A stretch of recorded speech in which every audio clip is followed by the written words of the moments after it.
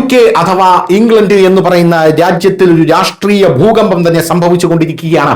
Epstein ഫയൽസിന്റെ വരവോടുകൂടിയാണ് UK-യിൽ care സ്റ്റാർമറുടെ കസേരയ്ക്ക് ഇളക്കം തട്ടിയിരിക്കുന്നത് എന്ന റിപ്പോർട്ടുകൾ ഇപ്പോൾ ലഭിക്കുന്നു. കെയർ സ്റ്റാർമർ അവിടെ ഇറങ്ങിക്കഴിഞ്ഞാൽ അടുത്തതായി വരാൻ പോകുന്നത് ഒരു വനിതാ പ്രധാനമന്ത്രിയാണ്, അവർ ഒരു മുസ്ലിം കൂടെയാണ് എന്നുള്ളതാണ് ഇതിലെ പ്രധാനപ്പെട്ട ഹൈലൈറ്റ് എന്ന് പറയുന്നത്. എന്ത് തന്നെയായിരുന്നാലും ഇപ്പോൾ ഇതാ ബ്രിട്ടീഷ് രാഷ്ട്രീയം നിലവിൽ വളരെ വലിയ രീതിയിൽ ചൂട് പിടിച്ചുകൊണ്ടിരിക്കുകയാണ്.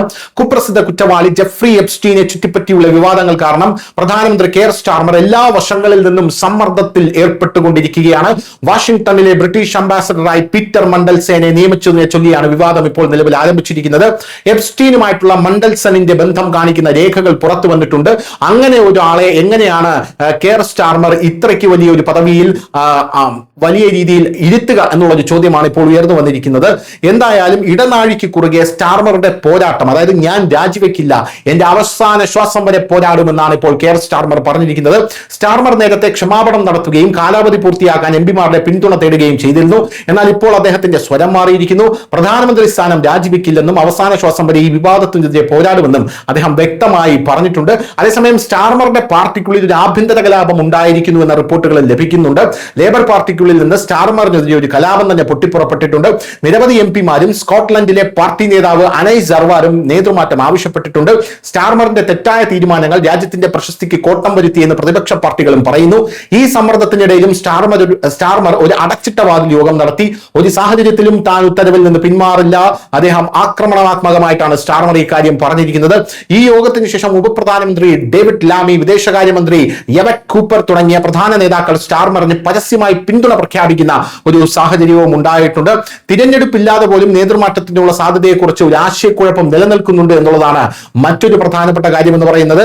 ഈ വിവാദത്തിന്റെ ഗൗരവം കണക്കിലെടുത്ത് പൊതു ഓഫീസ് ദുരുപയോഗം ചെയ്തുവെന്ന സംശയത്തിന്റെ പേരിൽ പോലീസ് ഇപ്പോൾ പീറ്റർ മണ്ടൽസിനെ അന്വേഷിക്കുകയാണ്. ഈ നിയമത്തിന്റെ ഉത്തരവാദിത്തം ഏറ്റെടുത്തുകൊണ്ട് പ്രധാനമന്ത്രി അടുത്ത സഹായിയും ചീഫ് ഓഫ് സ്റ്റാഫ് മോർഗൻ മക്സ്വീനി ഇതിനകം രാജിവെച്ചിട്ടുണ്ട്.